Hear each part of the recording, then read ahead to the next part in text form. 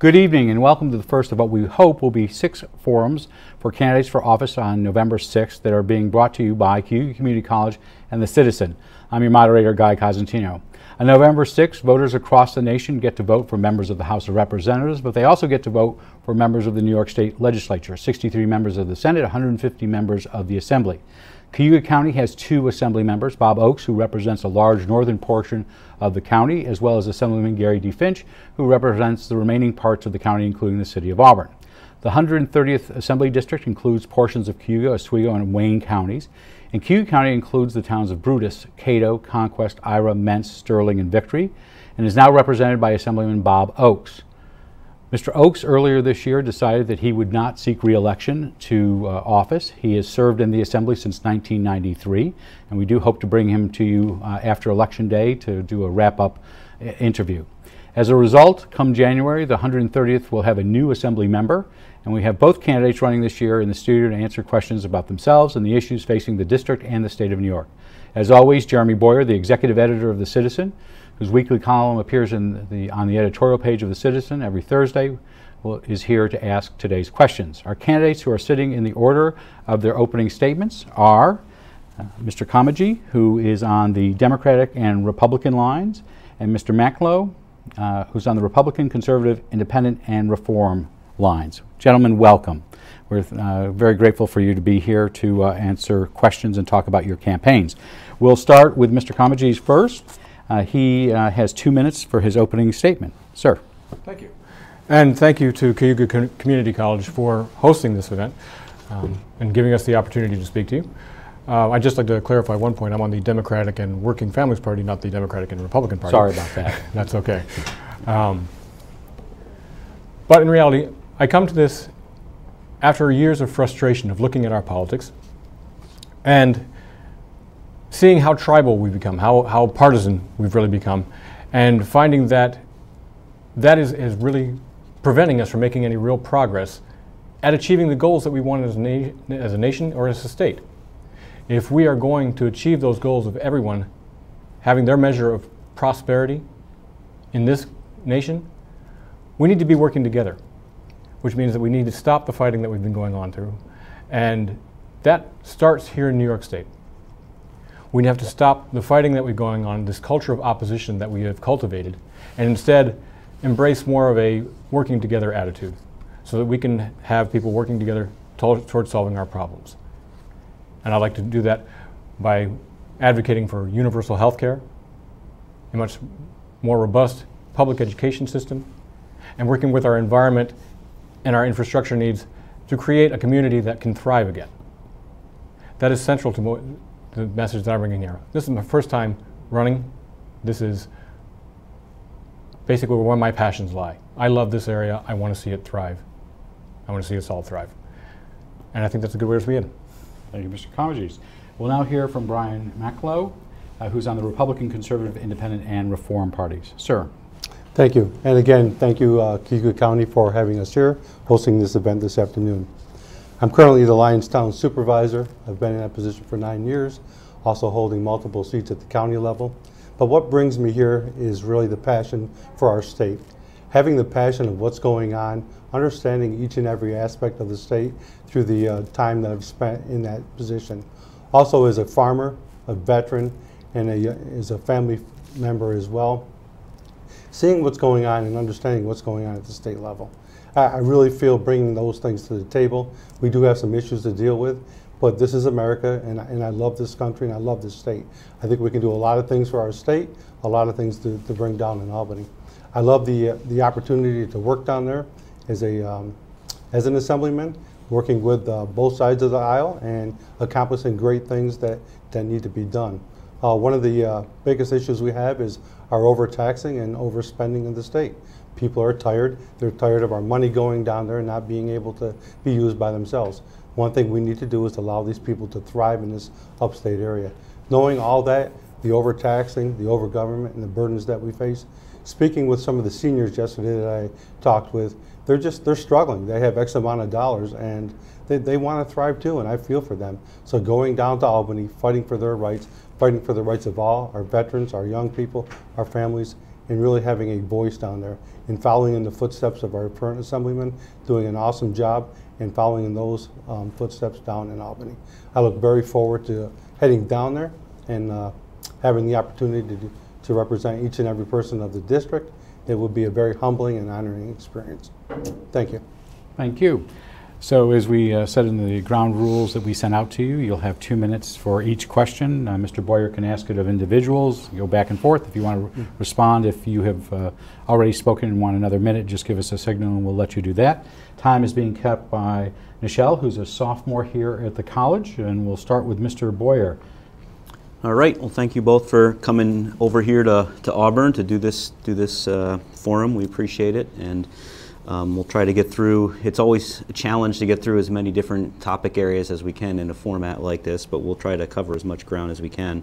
I'd like to start off, though, just by asking you each a question based on your recent experience in politics, because you're completely unfamiliar to people in Cayuga County because you've both thrown your hat in the ring to a degree. Mr. Mantkelow last year or 2 years ago, when the state Senate seat opened up that Senator Helming ultimately won, you were interested in becoming the nominee for that at one point, and Mr. Comegys, with this recent congressional election that's up, you were at one point looking at that as well. So my question is, based on that effort or based on that experience, what have each of you learned from that, and how is it informing how you're campaigning now? And that's for both questions, candidates? Yes. Mr. Comegys, we'll start with you. Thank you. Well, the political process we've got is very interesting. When I was going for the congressional race, I was going initially for the Democratic ticket there and looking for their designation. And I had accepted at that point that whoever they designated, I would support. I would not try to primary them. I think this is a very important year that we have a strong party, that we have unity behind that party, so that we can carry a message of progress into the future. Learning from that, talking with people, many people heard what I was saying in relation to healthcare and so many other topics that we talked about, and getting past the fighting that we've been going on. They asked me if I would continue on and if I would take a run at the state assembly.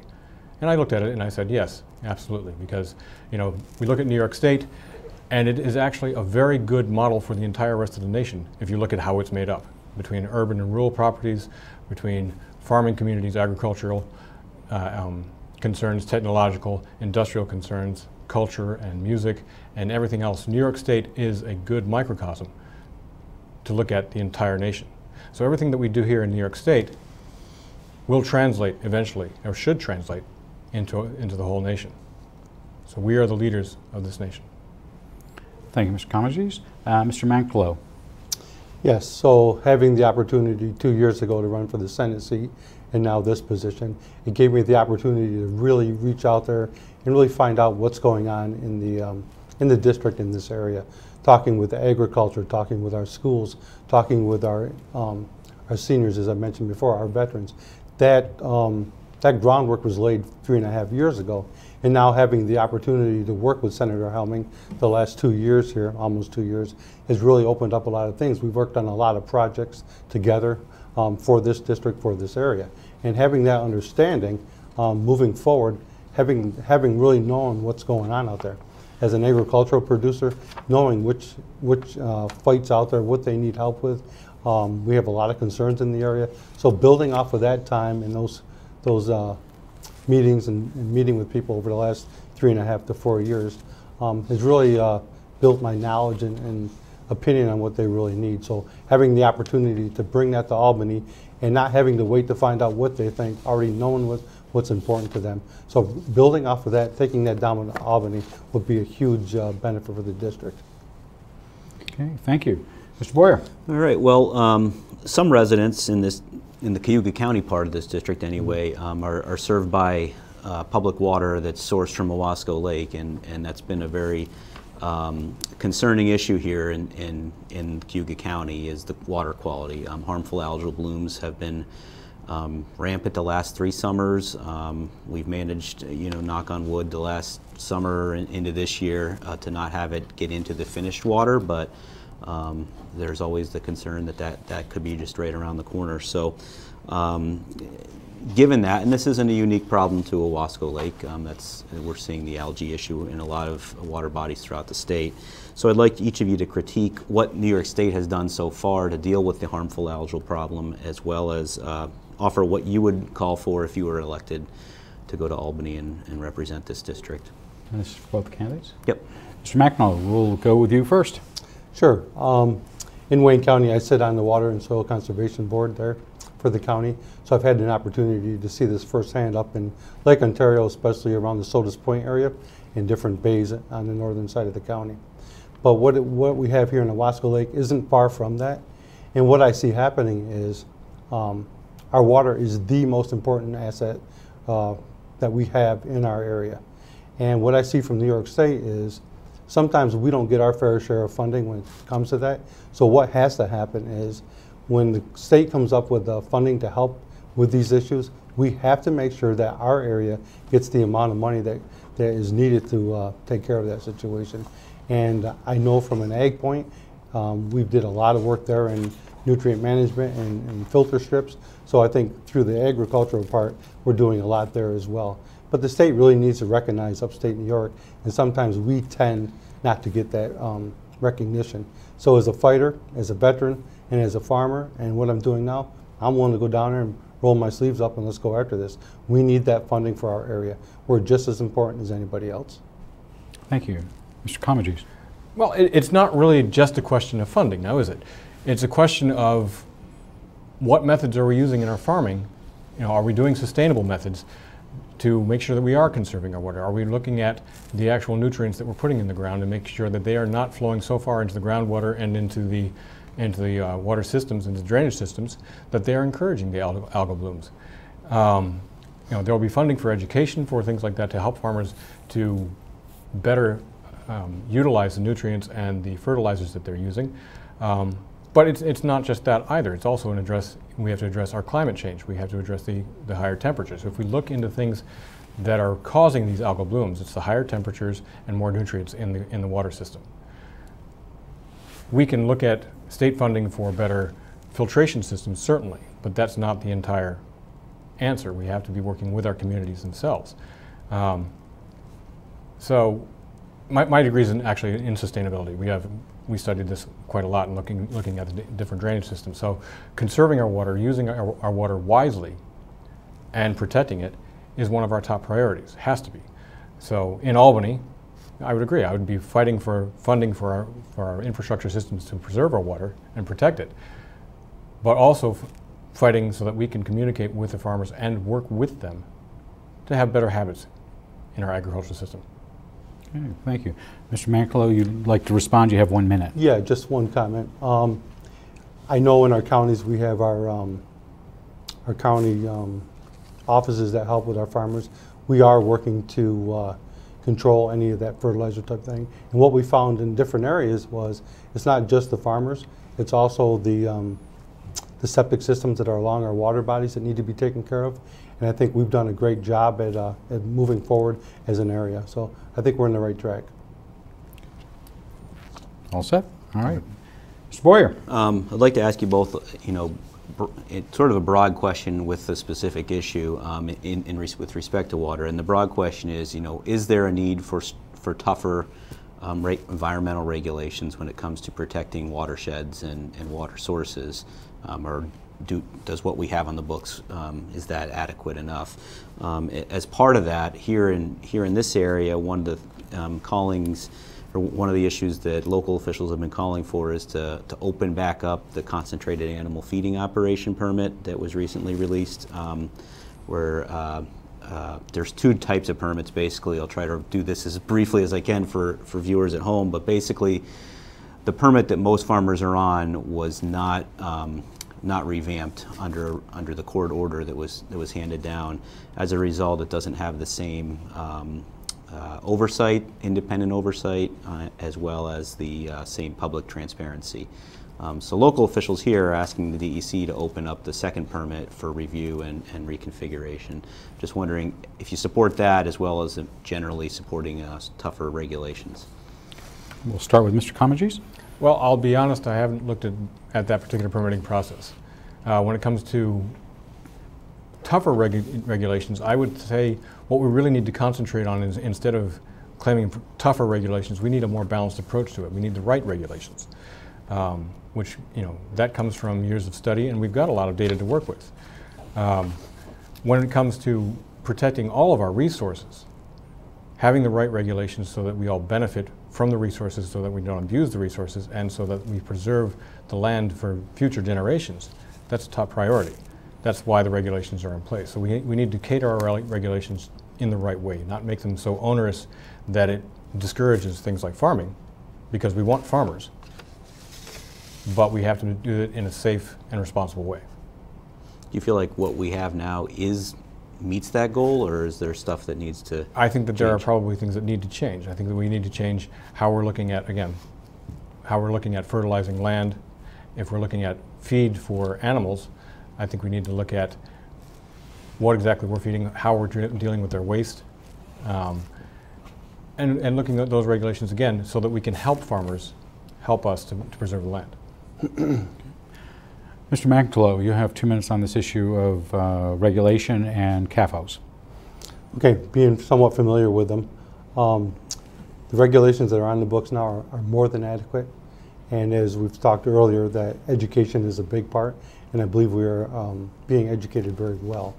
We don't want to discourage what's going on out there. I think things are moving forward in a positive way. As things cycle through, it takes time to see that end product. I think in our waters, we'll see that end product on the road for our children and our grandchildren. I think that's so important. I just don't want to be so over-regulated. And I think it doesn't always need to come from Albany. I think it needs to come from more local, being the counties, maybe your town that you live in. Having some standards set from New York State is a good thing. But let our local people, because not one glove doesn't fit everybody. And we need to keep that in mind as we create more laws and regulations down the road.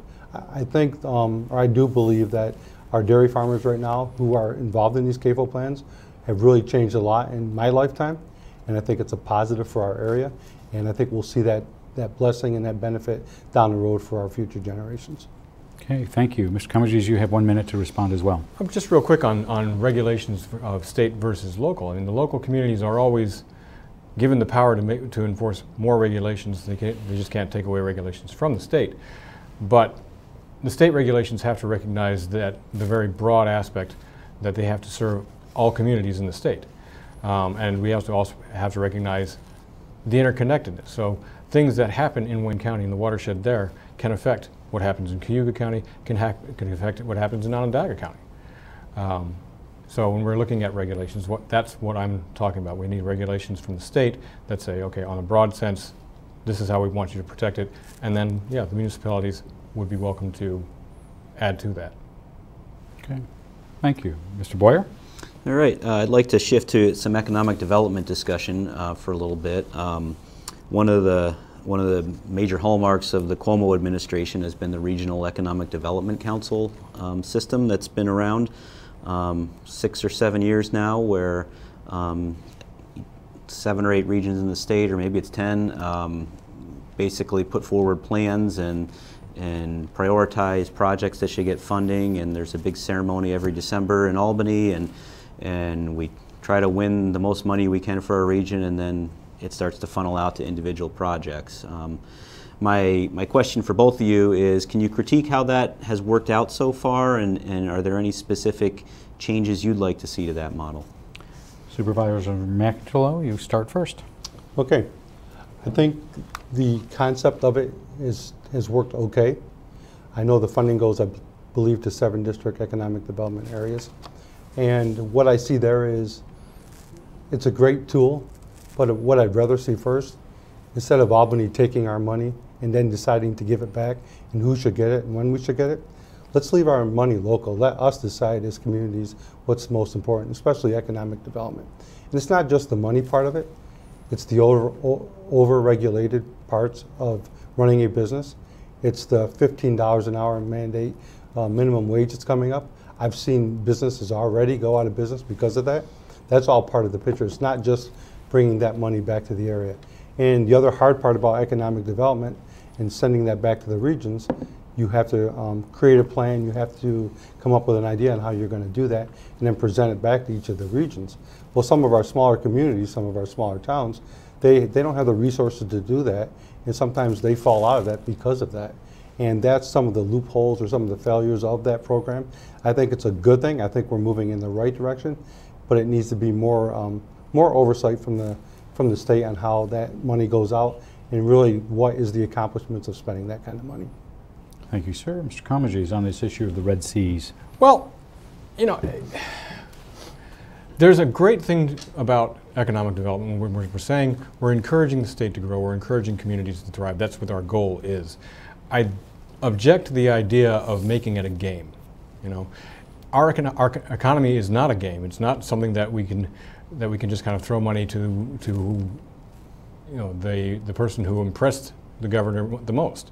You know, our economic development needs to center on where we need to develop our economy. You know, we have areas of the state that get ignored because, as Mr. Mantkelow did say, the communities aren't robust enough to support the ideas that will win that money. But at the same time, they need the same attention from the state. They need the same kind of help.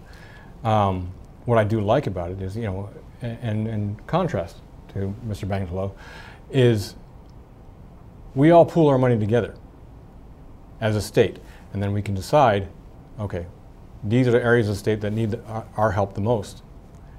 And they have a plan. And I think it's a good thing that we should make communities have a plan for how they're going to develop economically.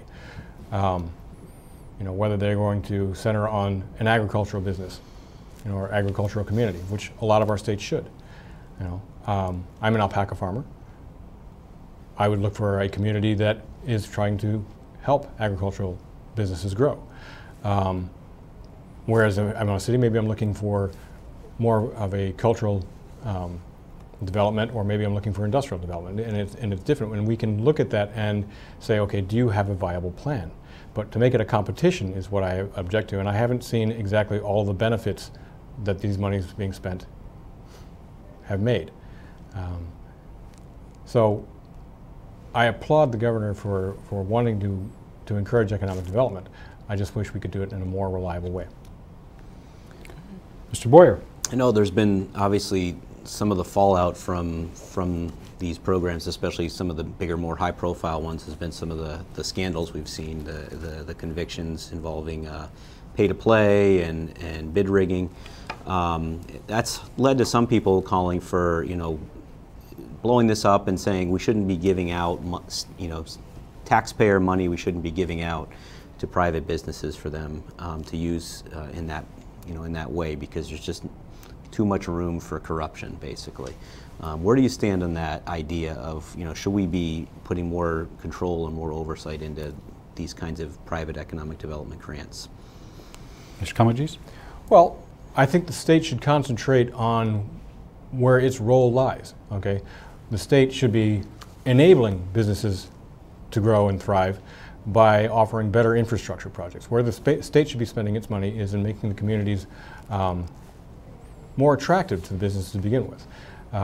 So if you have better roads, if we have fixed our bridges, if we have a better transportation system, including a better rail system, you know, those are things that the state should be spending money on that can encourage other businesses to come in and develop their economies. If we had better school systems, if we actually paid more attention to our schools and made sure that all of our schools were what the parents are looking for as far as education goes, you know, that you know, expand the knowledge base certainly, but also inspire creative and critical thinking skills and innovation through students.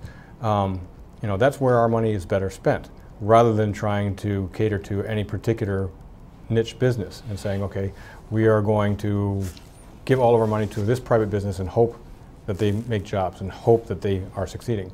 Rather, let's invest in our communities and let the businesses grow with them. Thank you. Mr. Mantkelow. Yes. As I've seen over the years, if you want to spend the money wisely, being a businessman, being a business owner in upstate New York, We know how to function, we know how to get things done, we know how to grow. New York State has to leave these small businesses alone. Allow them to grow in the way they want to. Allow that money to stay in their pocket, not sending it down to Albany, as I had stated before.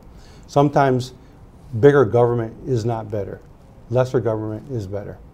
And allowing people to grow and grow their businesses and go at it at that point. It's just hard when our money goes to Albany and we sit back and we have this regulation or this law that comes out, and now we've got to deal with it. And as I said, a good example was the minimum wage. Let supply and demand take over. Let the wages level out according to the business, not because we have to. And that's just, it's killing these small mom and pop businesses, grocery stores, things like that. Let us as business owners do what we're best at, growing a business. Sometimes government doesn't have that knowledge of what's going on. Okay, thank you. Mr. Comegys, you have 1 minute. Certainly. Businesses don't know everything. Businesses can't solve all the problems. If that were the case, then the Great Depression never would have happened to begin with. We needed the regulations of business in order to come out of that and to have a community that did grow in the 40s and the 50s and the 60s, where we had a boom. And as a business owner, you know, if I'm true to myself, yes, I want to keep as much money as possible, but I also recognize the cost that I'm paying to have that business, and I'm also recognizing my responsibility in paying my taxes. And actually, I'm very proud of the fact that my taxes are helping the community to grow. And I think that most business owners should adopt that policy, so maybe we can get past this combative relationship between business and government and maybe move on to better progress. And Mr. Poyer. One of the bigger economic development projects of the last couple of years is technically not in the district, but it's right on the edge, is the Del Lago Casino that opened up. And while it's created a lot of jobs, it's also had some struggles as far as meeting its original projections, and the owners have talked about asking the state for some help financially to give it that boost to get to where it wants to be. Where do you stand on, and some people have called that a bailout, so I'll call it that, where do you stand on a potential casino bailout to help Del Lago, which is obviously a big employer right now in this area? I think Mr. Mantkelow, you're up first on Del Lago. Okay. It's my understanding that the numbers are there, they're making money, but they're not making as much as they had projected. And I cannot see spending taxpayers' money to go to a business that's already making money. And I'd have a hard time supporting that. Okay. Ms. Comegys. Actually, thank you. We both agree on that completely.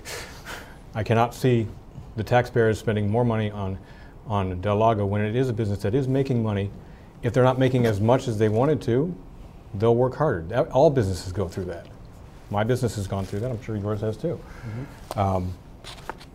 So let this business do what it will, but without taxpayer input. Okay. Go ahead. You have 1 minute. 1 minute. And that's why I had the comment earlier about the minimum wage. Let the businesses go through the cycles of coming and going and growing. And this is what I need to pay somebody to come to work for me, not having the state dictate that, because they're really dictating what I can do as a business or what you can do as a business. So I think we both agree with that. So. Okay. Just since you've talked about minimum wage a few times now, given that it's law and it's happening, I guess where do you go from here? And if you get into Albany, are you going to try to? I mean, is there an effort to try to reverse that, or you know what I mean? What's the? I'm not sure how we can reverse it at this point, but I would try to look at a way of doing that, because what I've seen is, and I've seen it firsthand, as business owners make changes. And unfortunately, what that was designed to do was to help people make a little more money. But as a business, they've changed the way they do business now, more mechanical, more hands-on, push buttons. Everybody probably knows you can go to McDonald's or Burger King and put your order there, and you're telling a machine, not a person. And yes, it helps in some ways, in other ways it doesn't. But that goes back to the state needs to stay out of everybody's business. Let us as business, if I'm a Burger King or a whatever, let me decide what's going to work best for me and how can I make money and make it positive for the people that work for me. because we are ultimately responsible for our employees.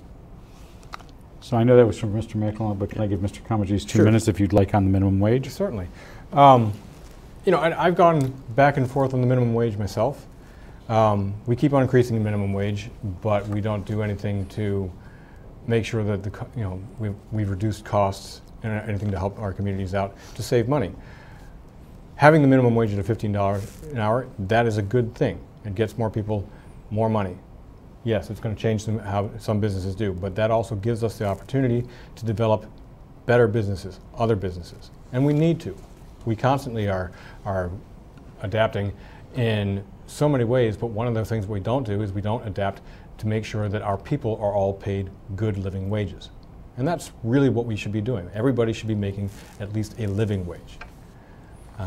So I'm a very strong supporter of the $15 minimum wage, and that somehow we also need to enable businesses to get to the point where they can pay that to their employees. Okay. Before you start, Mr. Boyer, Sure. I just wanted to say that we're about halfway through exactly our 130th Assembly District race to replace Bob Oakes, who has represented the district since 1993. We have in the studio with us Scott Comegys, who's on the Democratic and Working Families Party line, and Brian Mantkelow, who's on the Republican, Conservative, Independent, and Reform Party lines. They are being asked questions by Mr. Boyer.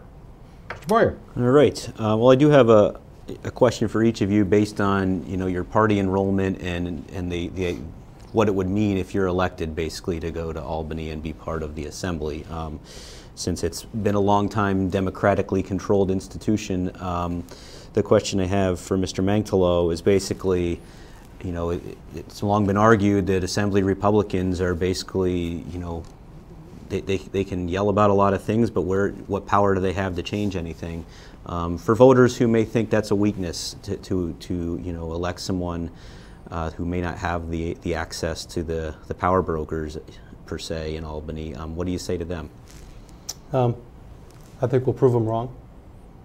I think going down there, I kind of like the odds because I, as a Republican and as for this district, we have everything to gain, really nothing to lose. And I've given the example of as a Army tanker over in West Germany. Russia had quantity, we had quality. And I feel the same way going to Albany. I feel as a Republican going to Albany, we have that quality there. And let's roll our sleeves up. Hey, I'm willing to work across the aisle. I'm willing to talk to the Democrats. This is what's going to work in our area. This isn't going to work in our area. Come see what we have in upstate New York. See what's important to us. It's not so much you're a Democrat, I'm a Republican. It's what's best for this state, what's best for this area. And sometimes people lose sight of that, and that's really what hurts us. But let's get there, and let's get in there, and I'm ready to go to work. So I'm looking forward to it. I'm assuming there's a 2-minute question for Mr. Comegys as well? Yeah. Okay. The flip side is, the Assembly Democrats, are largely concentrated in New York City, and a lot of the Assembly priorities have been downstate New York City oriented. So people upstate sometimes look at people running for the Assembly on the Democratic line and think they would just be another puppet for the speaker, basically. For many years it was Sheldon Silver. It's been Carl Heastie, obviously, the last few years. But what do you say to people that have that concern about putting you in with the Democratic conference down there? Well, you'd have to look at the Democrats that are from upstate, and there are a lot of us. And no, we're not puppets for New York City or downstate. Instead, the Democrats from upstate need to better represent this area and its needs, and understand that they are representing everybody in the area, not just Democrats. Republicans aren't supposed to be just representing Republicans. We are representing all of the people at the same time. And we need to stop framing this in terms of fighting for the area. It's not upstate versus downstate. It is the entire state that we're representing. It's the entire state that we're working for.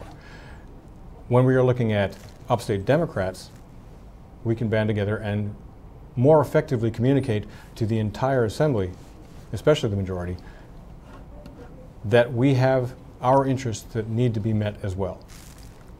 And a lot of them cross the boundary lines. I mean, a lot of the same interests as far as healthcare and education. That's not just an upstate downstate issue. That is a total state issue. So my answer to that is having another Democrat there is actually more beneficial for you right now. Mr. Boyer. Okay. Well, we can't talk about running for the state legislature without talking about ethics reforms, because we've been talking about them every 2 years for the last 14 that I've been doing this, and we always seem to be coming off of, you know, convictions and indictments. So there's a lot of frustration, I think, out there about, you know, what can we do to really create some stability in our government. So I'd like to throw out a few of the proposals that have been floated in the last couple of years, especially in reaction to some of the scandals we've seen, and just get your thoughts on each of them individually. I'll start with the idea of term limits for legislators, where, you know, whatever the term would be, where we end up rotating more people into Albany rather than having career politicians there who, you know, not to blast Mr. Oakes, but being in the same office since 1993 is a long time. Do we need term limits to try to get more fresh faces in there? Okay, and since Mr. Mantkelow had 3 first rounds, we'll start with Mr. Comegys on the issue of term limits. You know, I don't think we necessarily need term limits as much as we need to better educate and engage our voters.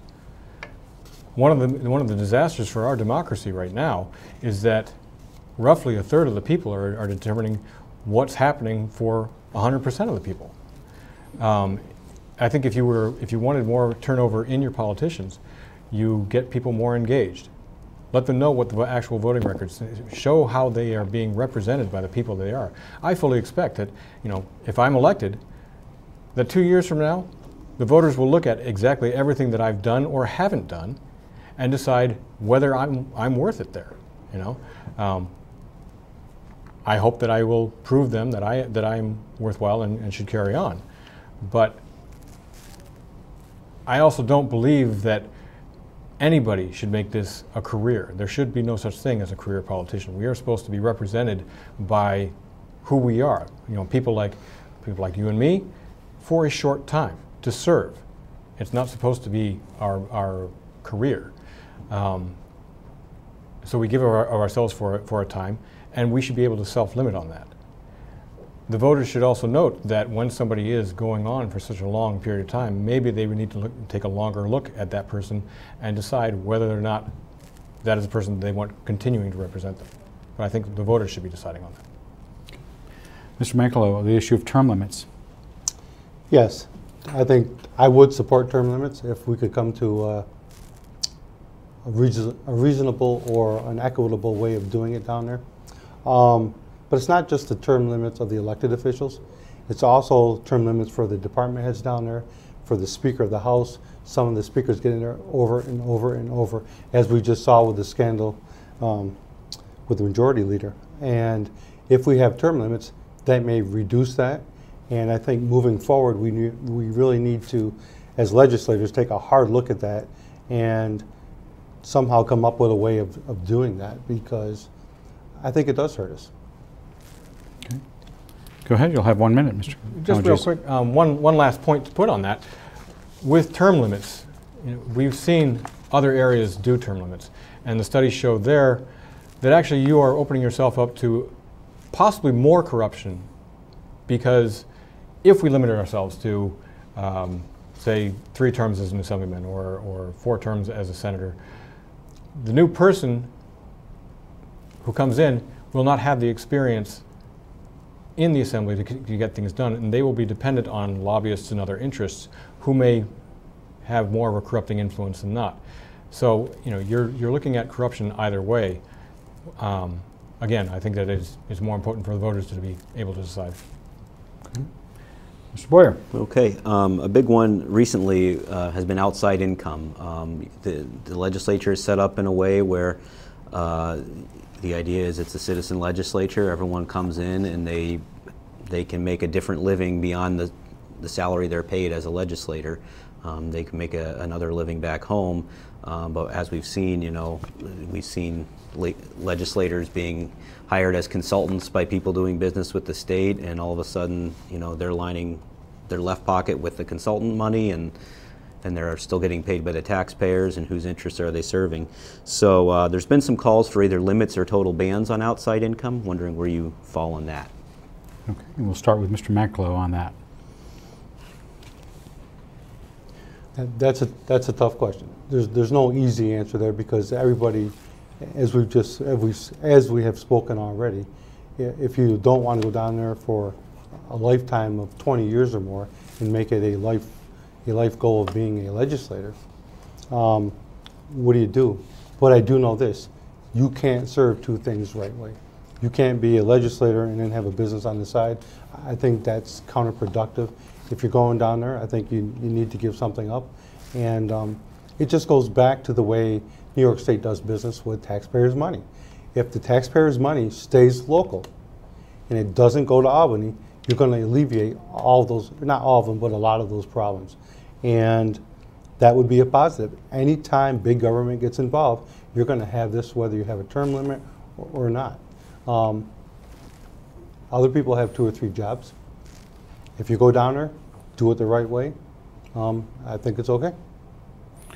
The issue of outside income, Mr. Comegys? Well, I think that there should be limits to that. I mean, myself, I'm a business owner. I've got a small agricultural business. I have no intention of giving that up. That's also my retirement, you know. But at the same time, should I be working as a consultant for another firm that might be doing business with the state? No. That's an outside influence that I should not have as a legislator. So again, we have to look at the limits and decide what reasonable limits are. I mean, some people may say that, okay, owning a business, that would be a conflict of interest for a legislator, and they would have an argument there. So I think we do need to look at reasonable limits to outside income for legislators. I think that I'm not quite sure what the money going to Albany, or what taxpayer money going to Albany has to do with that. The taxpayers are paying the legislators a certain fee for their time. They're compensated for their time and their effort at legislation. I think that that is an adequate amount of compensation. And I think it actually equates to a full-time job. So I don't think the legislators necessarily should have time to do anything else. Mr. Mantkelow, you have 1 minute. Yeah, that goes back to the term limits. If you know you're going in with a term limit of 4, 6, or 8 years, and a good example is our President of the United States, the max he or she can be in is 8 years. Knowing that, so you know what you can do with your business going in. And that's something that would need to be looked at moving forward. So. All right. Mr. Boyer. Okay, how about one last issue, and that's campaign finance reform. Do we need more restrictions on how much can be donated, the transparency of those donations? Even some have argued that we should have public financing of state campaigns. Where do you fall on some of these potential reforms of campaign finance? Okay, Mr. Comegys, you go first. Well, as campaign finance reform, people are talking about campaign finance reform as necessary all the time. There's all the money in politics. There's all the money in politics. And the candidates are being influenced by all their donors more than they are being influenced by the people. Public financing of campaigns could alleviate that. If you restricted it as there is public matching of donations for smaller amounts, so say less than $100 or less than $500, you can cater how much the matching could be, and for anything over $1,000 you wouldn't match it at all. But when we're really talking about things like that, I think we're kind of missing the point. The candidates need to be more sincere about what they're running for and why they're doing it, and then they need to be more sincere in accepting that they are looking to serve the greater community, not just the donors, but everybody. And so, you know, if we're looking at campaign finance reform, if we're going to do it, we need to do it 100%, or we need to leave it as it is. You know, I'm not sure how much support I'm going to get from other politicians who are dependent on the big money donors that they get and the corporations that they have donating. Grassroots people like me, we're dependent on small donations from many people. And I think that has more meaning to it, because that means we already have the support of the people. And we know that. rather than being beholden to a small group of big donors. We're accountable to the people. So I think that's where we need to go with the campaign. Okay. Mr. Mantkelow, on the issue of campaign finance reform. Okay, I definitely would not support taxpayers funding the political drives, the political process. I do think we need to set a limit, and I think once you get to that limit, you're done. And it may be a limit of an individual to give, a corporation to give at a smaller amount. What this allows is it allows the candidate to really work hard and get his or her name out there and what they stand for.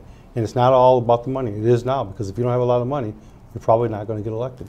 You just don't have the resources to counteract somebody that does. And we do need to come up with a way of doing that is fair to everyone, but absolutely not funded by taxpayers. Absolutely not. Mr. Comegys, you've got 1 minute on this. Sure. Why not? I mean, if it's public financing of the campaigns, that actually does allow for just about everybody to run. And that would even out. And if we're talking about limits, let's talk about other limits. Maybe we should talk about spending limits, or maybe time limits for campaigns. You know, maybe we should reduce our campaign season to 8 weeks, and you're only allowed to spend on campaigns during those 8 weeks, which will automatically reduce the amount of money that you can raise, because within 8 weeks you can only spend a certain amount of money. We can talk for a long time, and will be talking for a long time, on how we can change our campaigns and the financing and the conduct of the campaigns. If are we at that point that we're going to have that conversation? By all means, let's do it. But until then, we have to work with the system that we have. You'll have 1 minute. All right, just one quick comment. Going back to public participation. Yesterday I met with a senior. She was on oxygen, and she's doing a fundraiser for a group, and I asked her if she was going to buy one of the things they're fundraising. She said, "Brian, I absolutely cannot this month. My money is tight, absolutely have no more extra money."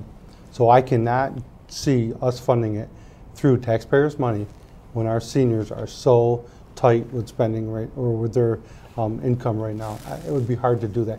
And a young person that also has a home equity line or a mortgage right now, to even add anything more to them would be hard. And that's why I go back to setting the limits. Okay. Thank you. Mr. Boyer. All right. An issue that's not necessarily a state government controlled issue, but one that's really important in this district is Lake Ontario water levels and the International Joint Commission regulation of that. And we had some major flooding issues 2 years ago, or 2 summers ago. This year it wasn't as bad, but when the big flooding did happen, a lot of people felt like the International Joint Commission's Project 2014 was or Plan 2014 was one of the big reasons why. As a state legislator, where do you fall on whether that needs to be altered or changed, and what kinds of things can you do as a state legislator to try to influence that? Mr. Mantkelow, I think you're first on this one. Having been on the county board when this all happened a year ago, seeing firsthand how it happened. When this plan was first brought out and talked about, I know we reached out to our governor now saying it's going to be a disaster, and really nothing happened at that point. And I think as a legislator, we need to be proactive, spending a fair amount of time down there in Sodas Point and other areas that were affected. Just sitting back waiting to be reactive isn't going to fix the problem. We as legislators have to fix the problem now. A homeowner or a family or a store owner or a restaurant owner down there along the lake should not have to take that risk, and their insurance rates went up. So we need to be very proactive. We had the chance to be proactive when this whole thing came down. Unfortunately, our state leadership chose not to, and now we're reaping those benefits of that not happening. So I will absolutely 100% be proactive in coming up with a way to fund fixing the shorelines and making sure when the water rises 1 or 2 feet that we've got a plan in action, not reactive. Thank you. Mr. Comegys, on this issue of Lake Ontario. Well, the Plan 2014, as I understand it, was designed so that we could get the lake to basically behave as it was naturally behaving before we started regulating levels to begin with. The problem is they didn't really take into consideration climate change and what the effects of the horrible weather that we were going to have. You know, all the accumulated snowfall, plus the extra rain that we were going to get with the storms that we had coming in. And they reacted badly to it. And actually, there was no good reaction that they had at that point when everything was flooding. I saw the flooded orchards. I was up there around the lake, and people were devastated. They had buildings up there that had been built according to a certain code from the 1960s and 70s that should have lasted, and Plan 2014 didn't take that into account either. So yes, the legislators should have done something to help regulate those waterways a little bit better. And yeah, I would agree that you have to be proactive in thinking about that. We know the situation occurs now. We have to come up with better ways of solving that. And I think we can. Anything else? Yes. Oh, you have 1 minute. 1 minute. It's just not the snows, it's just not the rains. We've had those for many, many years. It's also the levels at the other end. We have a hydro power plant that's dictating a little bit of that, and we gave them notice of what would happen, and they chose to continue on in the course that they did. And we have to be proactive, and I will be proactive. Okay. Mr. Boyer, you have a 1 minute question. 1 minute, okay. Let's see. How about, there's a lot more obviously that we didn't get to, so try to give you a broad one. And I guess maybe one way to look at it is the person you're replacing. Bob Oakes, everyone knows him in this district. And so can you tell me, I guess, how you would be like him and how you would be different from him in a minute? Okay. We'll give you a minute and a half on this one. So you'll have a minute and a half on Mr. Oakes, and we'll start with Mr. Comegys. Thank you. I don't know Mr. Oakes personally. What I've heard from people who do know him is that he is a very nice gentleman. And he goes out of his way to meet with the people, to understand what their needs are. And I think that is absolutely admirable. That is exactly what you'll get from me as a representative, that I will be constantly meeting with people and constantly looking for your input, trying to satisfy your needs, trying to represent you the best way I can. You're going to find me with an open door. The difference between me and Mr. Oakes is you're going to find me more progressive on certain votes. So I will vote for women's reproductive rights. I will vote for equal pay. I will vote for the environment over business in most situations. If we look at the voting records, I think you'd find my voting record vastly different from his. So I think that's the main difference. Okay. Mr. Mantkelow, you have a minute and a half. I've known Bob for quite some time. When I first got out of the military, I got to know Bob through an award that was given at the county. As we all know, Bob has been there for 26 years, long time down there. The remarkable thing about Mr. Oakes is he went down there every single week, every single day, and represented this area to the utmost positive way any legislator could. Never got involved in anything wrong, held his head up high. He does meet with the people, he does get out there, and having known Bob and trying to replace those shoes, it won't be hard because I have that same drive that Bob has. I think I have that same ethics background and moral background as Bob does, and having the background that I have now, I can do a darn good job of what Bob's built on, but we're going to build on what he's done, and we're going to continue to move forward and progress forward. So I look forward to that opportunity. All right. Thank you, gentlemen, for answering these questions. Mr. Boyer, thank you for your thoughtful questions. We'll now switch to closing statements. As we said at the beginning, it was a flip of the coin. Mr. Mantkelow, who is on the Republican, Conservative, Independence, and Reform Party line, is going to make his 2-minute closing first. Sir. Okay. Well, first of all, again, thank you for the time to allow us to come here. Really, this boils down to the people of our area, to the people of upstate New York, and all of New York. We go there not to take it lightly, but we work for you. We're accountable to you, and that's why we're going.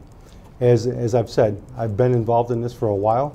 I've seen every aspect of what goes on locally, and whether you're a veteran, a young family, a farmer, a senior, nursing home, I have that background, I have that knowledge, and I can hit the ground running in Albany, knowing what's going to affect us. And having that ability to do so and that drive will more than forward this area forward. We do have a lot going on, and I would very much love to represent this. It would be a very humbling experience and a very driven experience. I have my family behind me, and most of all, I want to be accountable to you. I will go down there and give you 110%. Anybody that knows me knows I'll give 110%. I'll be honest, and when I get up and I'll say, Scott, I'll do this for you, I'll shake your hand, and you can see in my eyes it's going to happen. So I do look forward to doing that. I do have that passion and that understanding, and most of all, I've got the experience of knowing what's going on in this district, in upstate New York and New York, and I look forward to taking that down to Albany. Thank you. Thank you. We'll now hear from Scott Comegys, who's on the Democratic and Working Families Party. Sir, you have 2 minutes. Thank you. Again, I would like to thank Cayuga Community College for the opportunity that you've shown us here for having this forum. What I want to say is this is about serving the community. It is about serving upstate New York in Albany and making Albany work for us. We've had 26 years where, in essence, we've had somebody representing us with the best intent in his heart, I'm sure, but opposing much of what comes out of Albany. And preserving that way of life is only leading us into decline. I think it's time for a change. I'm an alpaca farmer right now. I have over 26 years of business experience in various businesses, ranging from building trades to facilities management to retail. I've got a lot of perspectives going into this. And I've talked to a lot of people and I've known a lot of people. And I would represent you by being one of you, knowing what your needs are, listening to you, serving you to the best of my ability so that we can have progress and prosperity in our state and so that we can become the united people that we are supposed to be. And maybe we can lead the rest of this nation out of the grip of all of this fighting, all of this conflict that we've been experiencing by better representing ourselves in their New York State legislature. I'm here to serve you if you will let me. Thank you. Thank you. We want to thank you for being here in the studio and addressing the public here in Cayuga County. If this is any sign of the 5 more that are to come, we're in good stead right now. We wish you well on the campaign trail. It's not easy to getting out there and being put out there, especially with you and your family. So we wish you well in the next month. We will be back on Thursday with the next in a series of forums. That will be the one with Jim Seward's current seat. Senator Seward is seeking re-election against Joyce St. George, who is on the Democratic line. These forums, just as a side note, are on the Citizens website. If you go on them tonight, or you can go on the college's website of Cayuga Media and look on there. It'll be under the YouTube standard. Next Tuesday, we'll be having a rematch for the 54th District with first-term Senator Pam Helming being challenged again by Rose Town Supervisor Kenneth Baldridge. On Thursday, the 18th, we'll have presentations from both judicial candidates for the Auburn City Court, Judge David Thurston and his opponent, Stephen Bushman. On Tuesday, the 23rd, Dana Balter will be here for the 24th congressional seat. She is challenging incumbent John Kaka, who was available to participate that day in a forum, but his campaign has so far declined our invitation to be in the studio. On Thursday, October 25th, we hope to bring you the candidates for the 50th Senate District who want to succeed Senator John DeFrancisco, who has decided not to run for re-election. Democrat John W. Mannion has agreed to participate, and we are awaiting a response from Republican Robert Antonacci. We close out our forums on Tuesday, October 30th, with the race for the 126th Assembly District that faces off incumbent Gary D. Finch, a Republican, and his challenger, Cayuga County Legislator Keith Batman, who is a Democrat. Until Thursday, for Cayuga Community College and the Citizen, I'm Guy Cosentino. We hope you have a good night, and we'll see you back here on Thursday.